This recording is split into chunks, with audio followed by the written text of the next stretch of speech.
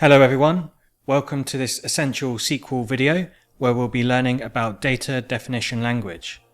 Data Definition Language, or DDL for short, is a subset of SQL commands used to define and manage the structure of a database. So DDL is used to create, modify and delete database objects such as tables. So in this video we're going to write Data Definition Language or DDL SQL commands to create tables within a database, delete tables from a database, remove all data from a database table, modify table structure in many different ways. Before we start writing SQL commands and learning how to do all of this, we'll first have to understand some key database concepts such as basic database table structure, primary and foreign keys, unique and not null constraints, and we'll also have to learn all about data types. So let's get started on this straight away. So here we have an example table you might find in a relational database. It's an authors table which contains all sorts of different data on authors from around the world, and you might typically find this table in a library database. You can see the table consists of columns and rows of data. So the rows of data can be referred to as records within the table, and the table columns can be referred to as attributes of the table. So in this particular table we have 4 columns: author ID, pen name, country and date of birth, and we also have 4 records, one for George Orwell, one for Tolkien, one for Hilary Mantel and one for George R.R. Martin. So this is the basic table structure of a table within a relational database. It's very similar to a table that you might find in Excel. But a database table can have other properties. One of the most important properties for a database table is a primary key.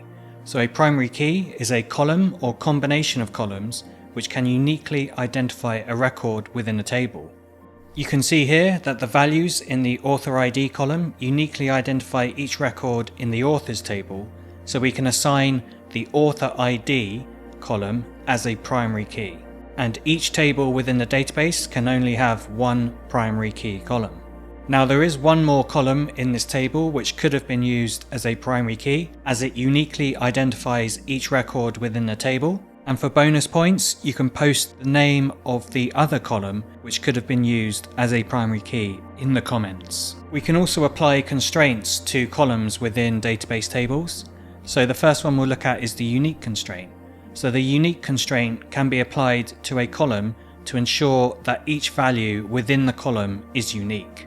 So in this case, we can add a unique constraint to the pen name attribute or pen name column to ensure that each author has a unique pen name. We don't want 2 separate authors or 2 separate records to have the same pen name. And you can also see for the country and date of birth columns, we could not apply a unique constraint as we have repeated values. In the country column, we have repeated values for UK. Obviously, we can have multiple authors from the same country. And it's the same case for date of birth. We can have multiple authors or multiple records with the same date of birth value. Another constraint is the not null constraint. So the not null constraint can be applied to a column to ensure that column won't contain missing data. So for example, if we applied a not null constraint to the date of birth attribute, then a value for date of birth would have to be provided when inserting data into the table. We couldn't have any authors with a missing date of birth value. And as an extra note, primary key columns will have the unique and not null constraints applied automatically to them. So primary key columns can't contain null values and can't contain duplicated values either. Now we'll take a look at the most common data types you'll find in databases. So each column within a table has a data type which defines what type of data that column can hold. Each column can only have one data type and can only hold values of that data type. So these are the most common data types you'll come across. There are many, many more, but we'll just take a look at the most common. So the first data type we'll look at is int or integer, and this holds positive and negative whole numbers with a range of just over -2 billion to just over +2 billion. So it can hold any integer value in this range between these two numbers.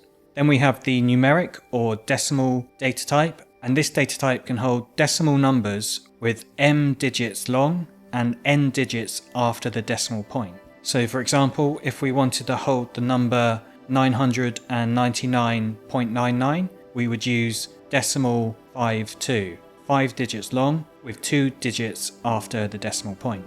And you can see these numeric or decimal data types hold a massive range of values. Then we move on to some string data types. So the first one is char or char n, and this can hold fixed length character strings of length n. And the range for the length of these strings is between 0 and 255 characters long. Then we have varchar, which is a variable length character string with a max length n. And this can hold characters up to a length of 65,535 characters long. So char is for fixed length, varchar is for variable length.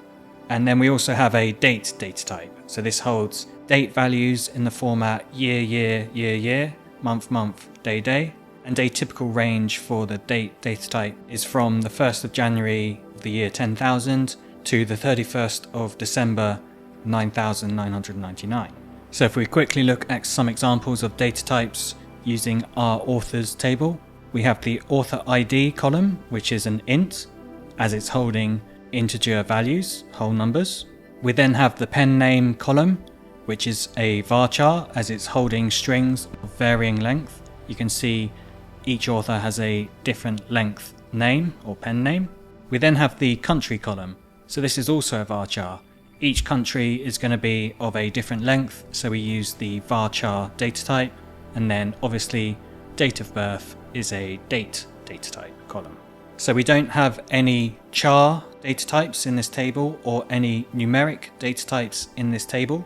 So as a mini challenge, can you post an example of a column which would have a data type of char or a column with a data type of numeric, and post that in the comments. Now that we know some of the basic concepts of databases and tables, let's start writing our first SQL queries. So I will be using dbeaver to write my SQL queries, and you can see here I'm connected to a PostgresQL database. If you want to download dbeaver and PostgresQL to follow along with this video, then the links are in the description. So I have a SQL script open here, and this is where I'm going to be writing all my SQL queries. First thing to mention is, obviously you can see writing already here, these are comments. So in SQL, to do a single line comment, you use the double dash, 2 dashes in a row, and to do a multi-line comment, use the / followed by a star to start the multi-line comment, and then you end the multi-line comment with a star or asterisk followed by a /. So the first SQL query we're going to run is a query to create our authors table. So to create a table in SQL, you use the following syntax: create table followed by the table name. You open a pair of parentheses and you type your column names, the data types, and any constraints that you want to apply to the columns here, and each column will be comma separated. And then you finish that SQL query, or every SQL query, with a semicolon. So this semicolon lets the interpreter know that this is the end of the SQL query. So let's start typing the query. So we want to create table followed by the table name, so I'm going to call it authors. I'm going to open a pair of brackets and then end with a semicolon. Within the brackets, I'm going to type my column names. So the first one is author ID. So this will be a primary key column. So I'm going to use the data type int followed by primary key. So this is how we set a primary key column. Then the next two columns are going to be name columns. So first name, which is going to be a varchar data type. And I'm going to set that to a maximum length of 60. And then last name, which is going to be a varchar as well, with a length of 60. And then I'm also going to have the pen name of the author, which is going to be a varchar maximum length 100 characters. And I will add some constraints to this column. So I'm going to say not null and unique. So this is how we set constraints to a column.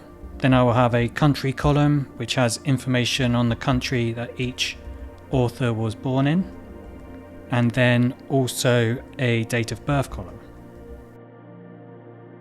And this will be a date data type. So this is the complete query to create my authors table.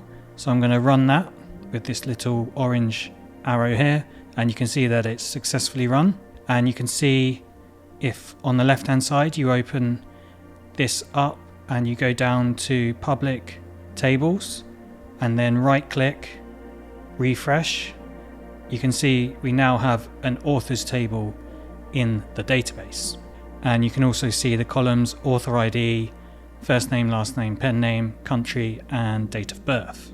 So as a mini challenge, in the comments section, write a valid query to create a table of your choice.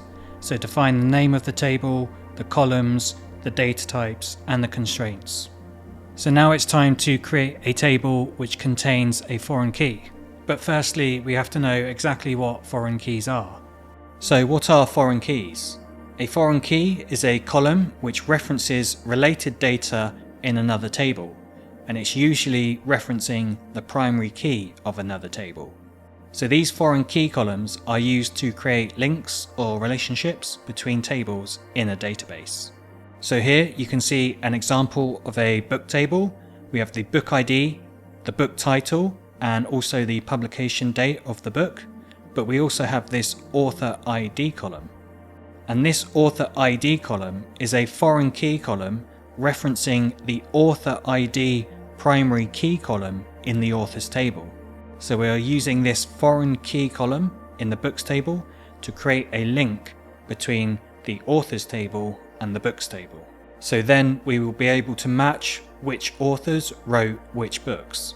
And unlike primary key columns, a table can have 0, 1, or multiple foreign keys. So now we know about foreign keys, let's go back to dbeaver to learn how to create a table containing foreign keys. We're going to create our books table, which is going to have a foreign key referencing the authors table. So let's create table books, open a pair of brackets, end with a semicolon, and let's type our columns for our books table. So again, the first column is going to be an ID, a primary key. So book ID int primary key. Book title, which is going to be a varchar with a max length of 100. Book titles can be very long, so that's why I've put that as 100. And I'm also going to apply the not null constraint to this column. So we always want the book title to be present within the table for every record. Then I'm going to have a publication date column, which is going to contain the date that the book was published or first published. And I'm going to set this as a char 10. And this is purely for educational purposes, as you'll see later on in the video. So really we know this should be date, but for now let's put it as a char data type. Then I'm going to have a copies sold column, which contains the information on how many copies each book has sold. And then I'm going to have an author ID column, which is going to be an int data type, and this is going to be the foreign key reference. So how do we set this author ID in the books table to be a foreign key? So we type foreign key, and then in brackets we put the name of the column which we want to create as the foreign key, so author ID. We then reference, so we write references, the table authors, and the column author ID within the authors table. So this is how we set our foreign key. So if we run this, you can see we've created our books table, and if we refresh here, you can see we now have a books table which has the columns listed here, which we've just created. And if you look under foreign keys, you can see it's created that books author ID foreign key.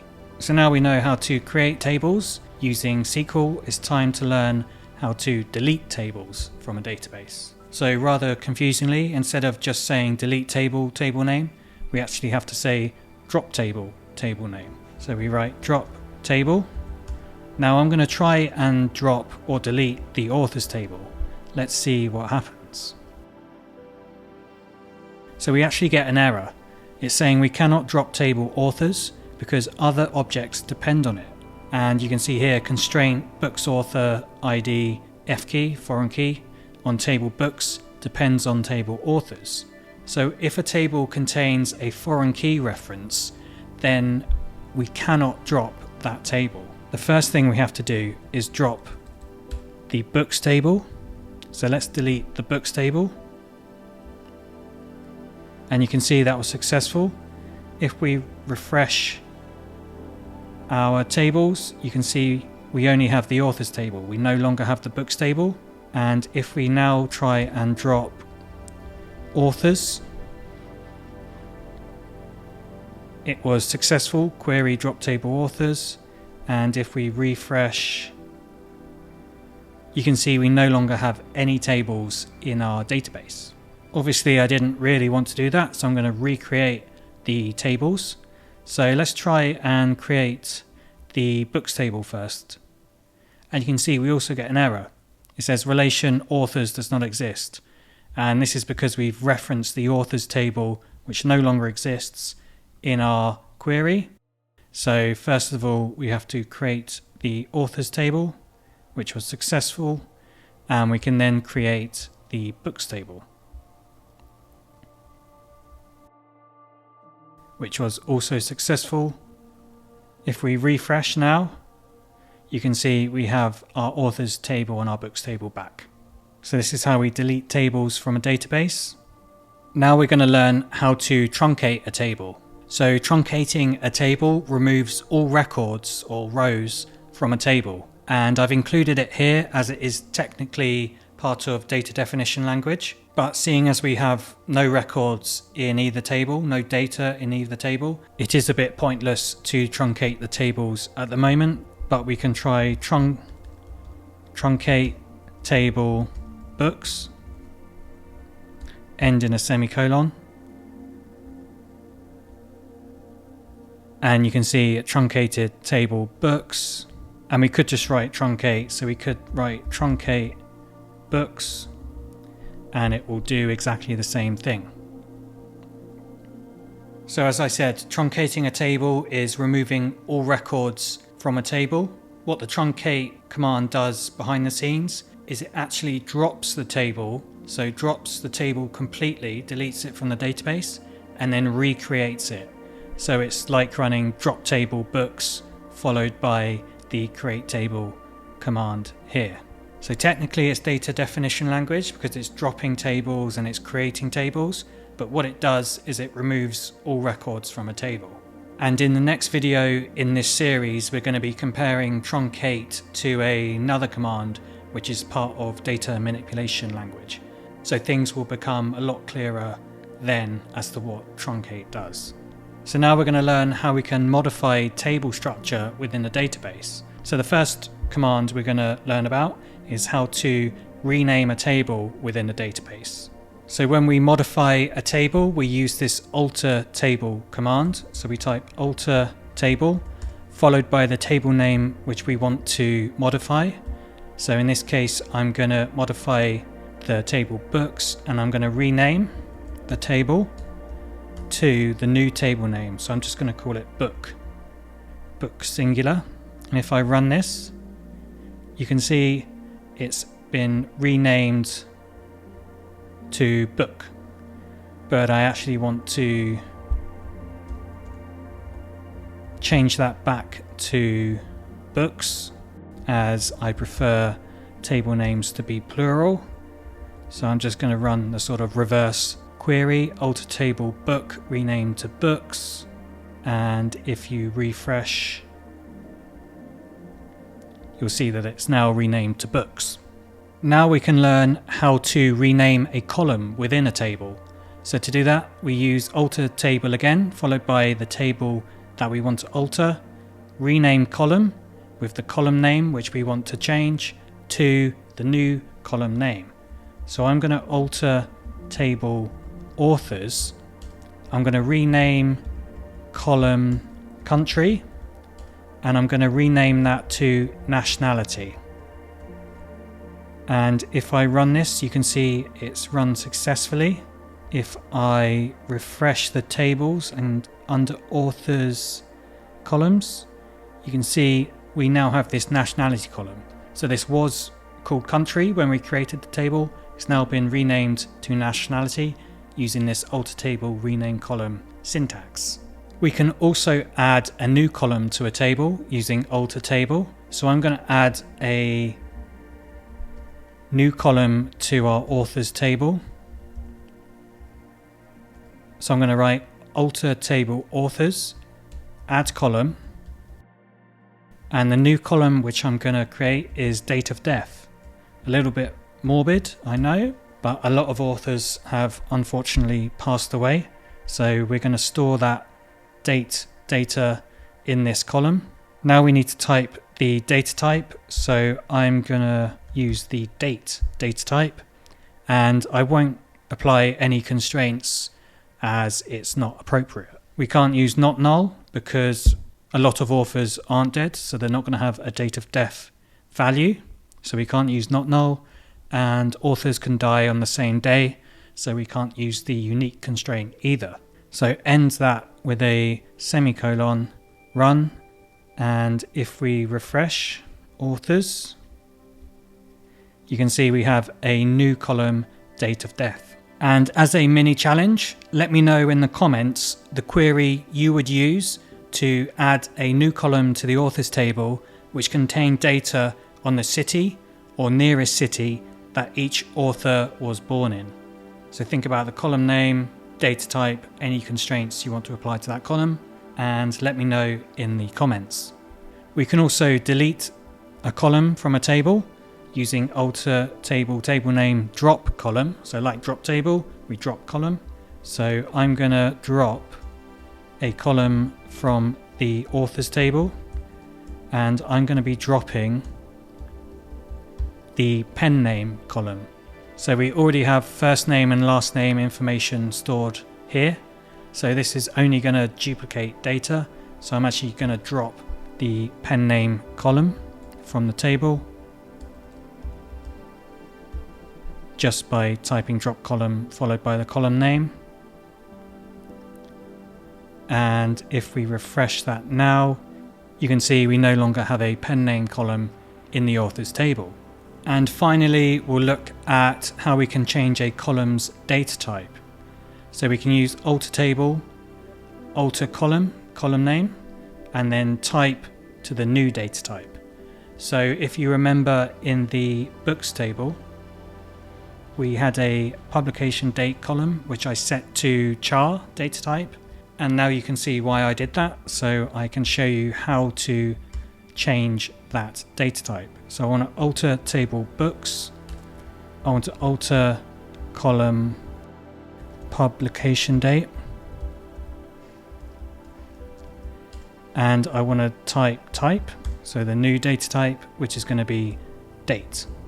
And specifically when converting from a char data type to a date data type, we also need to type using publication date, so the name of the column, and we need to write 2 colons followed by the new data type, so date. So these 2 colons in a row mean we're casting this column, publication date, to a date data type. So if we run this now, you can see it was successful. And if we refresh the books table, you can see we now have a date data type for our publication date column. So that is everything I wanted to go through in this video about data definition language.